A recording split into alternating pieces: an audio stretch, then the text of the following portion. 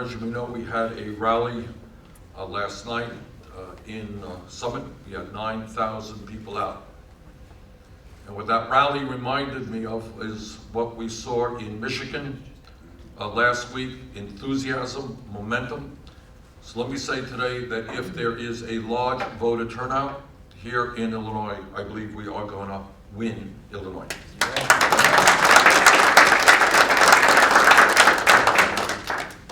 As all of the previous speakers pointed out, this campaign is more than just an election between Secretary Clinton and myself. It is about the future of the Democratic Party. It is about one candidate who has taken, just in the last reporting period alone, from her super PAC, $15 million from Wall Street. $15 million from Wall Street, and we expect more to come in the future. Millions of dollars from the drug companies, millions of dollars from the fossil fuel industry. That is one part of the Democratic Party. But to my mind, that is not the future of the Democratic Party. This is the future of the Democratic Party. The future of the Democratic Party is a party that does what we are doing in this campaign, raising millions and millions of individual contributions, averaging $27 apiece. Those are the people that we are going to be beholden to, not Wall Street, not the fossil fuel industry, and not the drug companies. Now, all of that takes us to the city of Chicago right now. And as some of you may know, Chicago has been an important part of my life.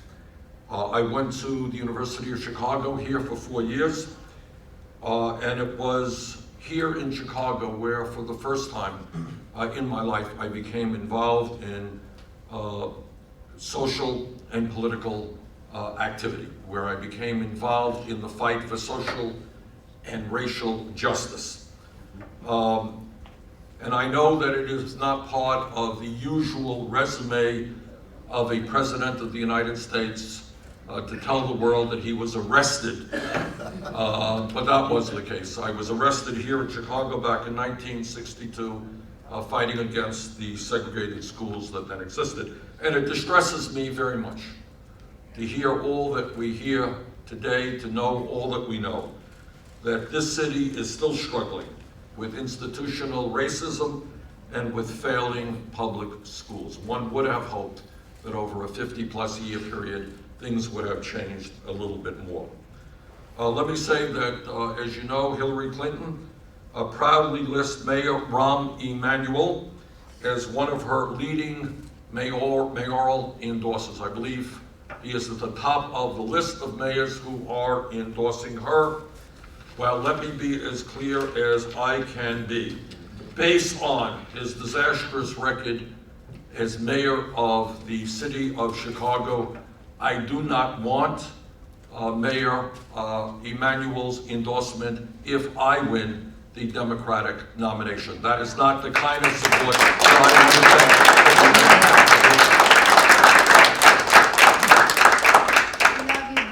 expect. Thank you.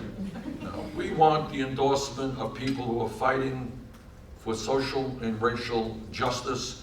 We do not want the support of people who are indebted to Wall Street and the big money interests. Yes. Now, Mayor Emanuel told the people of the city and the country that he had no choice but to close 50 public schools in Chicago, mostly in poor Black and Latino neighborhoods, because of a budget deficit.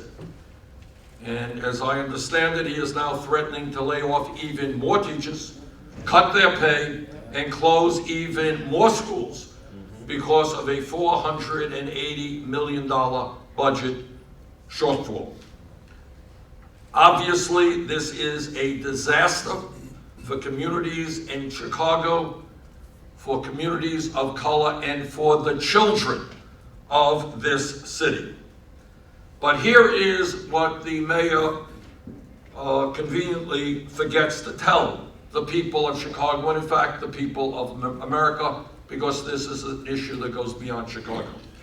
The reason why the Chicago public school system is facing a $480 million budget shortfall has everything to do, as we've heard this morning, with the greed on Wall Street. Yep. That same greed that destroyed the American economy and resulted in millions of Americans 10 years ago losing their jobs, their homes, and their life savings. That greed never ends.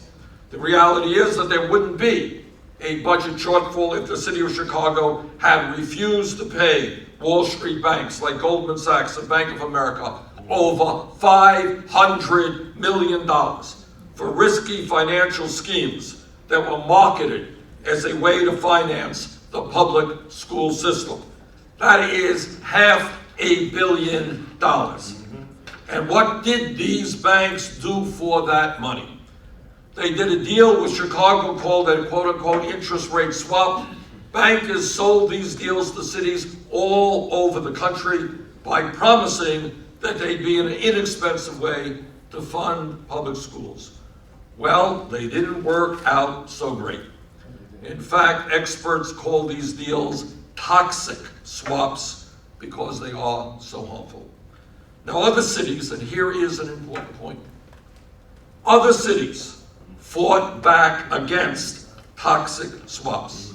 Houston, San Francisco, Philadelphia, Detroit, these cities acknowledged and said loudly that they were ripped off, and they took legal action or threatened to, and they got some money back from these fraudulent deals.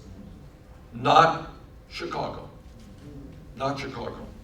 This city just gave the banks what they asked for, and now they want to make the teachers and the school children of Chicago pay the price.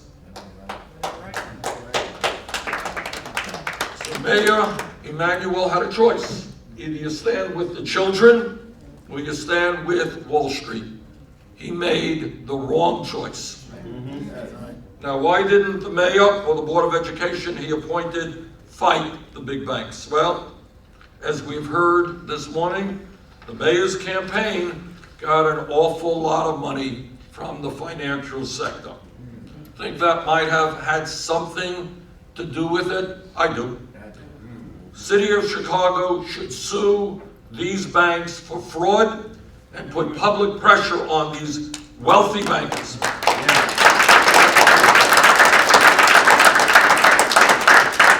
And here is what is really awful and what is just not acceptable to my mind in this country, or certainly within the Democratic Party. The mayor has no problem putting pressure on teachers when he wants concessions from them. He has no problem arm twisting the parents on the south side and the west side when he wants to close their schools. He is really tough, isn't he? Taking on the children and the parents. But he ain't so tough taking on the big money interest on Wall Street. So what this mayor should do, instead of beating up on the children and their parents, he should tell these big banks, until you return your fraudulent gains, you will not be doing any more business with the city of Chicago.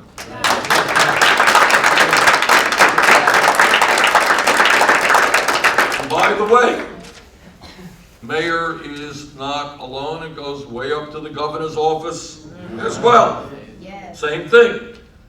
Governor is threatening to shut down Chicago State University, a historically black university, because he says the state of Illinois is broke. But he forgot to tell the people of Illinois that the state is paying big banks for those toxic swaps as well. The governor should take legal action and fight back, but my guess is he won't do that either. Let me just simply conclude by saying, as somebody who has spent much of his political career taking on Wall Street, demanding the breaking up of these huge financial institutions which are doing so much harm in this country, helping to lead the fight against the deregulation of Wall Street in the first place. let me tell you that if I am elected President of the United States, the Justice Department will go after these Wall Street vultures. We will go after them in a big way. Their days of looting local communities and state governments will be over. So let me just thank all of folks here and all of the parents and the children and the teachers in this city for standing up for justice, for standing up for the future of these kids. And I thank them all very, very much. Thank you.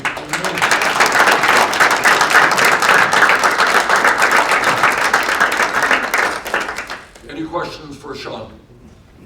He's our official spokesman right here. Okay. Senator Yes. Sanders? Yeah. Actually, it is a question for kind of the crowd behind you. As I'm sure you guys are well aware, overwhelmingly African-American voters have chosen Secretary Clinton in the race so far. Do you have any comment on that? Do you think it'll be different in Chicago or Illinois? Yes. Well, somebody want to answer that? Come on up there. It's the education. It's the education, and what we have to do as a city is sit down and look at each candidate's platform, look at their background, and look at their record. One thing that's missing in the black communities is we don't want to be a part of the political process because we've had these politicians that is funded by these Wall Street corporations do us so bad and take away the resources and opportunities in our neighborhoods, but we don't feel like we want to vote. So going forward, we want to restore hope in that by giving them a candidate that will care about them and have the best interests of all people. So it's the education. And if they sit down and look at the platform of Senator Sanders and as well as Hillary Clinton, they will see who's the better candidate. So that's what we're doing. Give us your reaction to the Trump rally being shut down last night and hundreds of protesters chanting their name as the rally was canceled. Well, I'll give you my reaction for the Trump campaign. And what the Trump campaign has been about is insulting Mexicans in a very crude way. It's been about insulting African Americans. Let us not for one moment forget, and I think sometimes people do, that Donald Trump was at the forefront of this so-called birther movement. And that vicious movement was designed to delegitimize President Barack Obama as President of the United States because of the color of his skin. And I've always found it very interesting. President Obama's father was born in Kenya. My father was born in Poland. Nobody has ever asked me for my birth certificate. I think it has something to do with the color of my skin.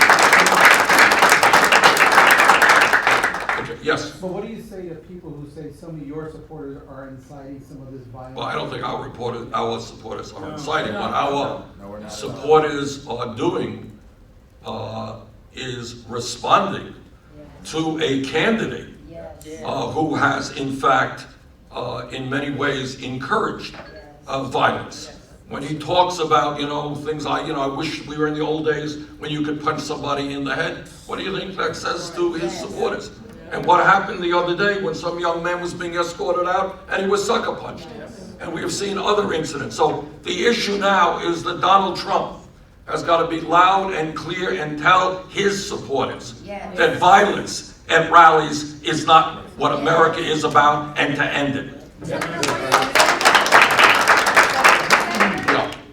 Secretary Clinton compared what happened after the Charleston shooting, the way that people came together to get over a tragedy. She compared that to the way that people can begin to come together and target things like the violence at these Trump rallies. Do you agree with that sort of comparison that she had made? Well, I think what we have got to do as a nation is, in fact, to come together to address the grotesque level of income and wealth inequality, to talk about, and sometimes I think people don't see it, and that's what this campaign is about. We have a mayor here who is talking about shutting down dozens of schools and firing teachers. Meanwhile, what we have seen in America is a huge increase in wealth for the top 1% and for the largest corporations. What kind of priorities do we have in this country when we give tax breaks to billionaires and then cities do not have enough money to run the schools they need? All right, that's what we're going to be changing. What this campaign is about, in fact, is a political revolution, to bring millions of people into the political process, to make sure that every child in America gets the quality education he or she deserves. Let me repeat for the 10 millionth time. This is the wealthiest country in the history of the world. Why is anybody talking about shutting down a university, defunding public schools?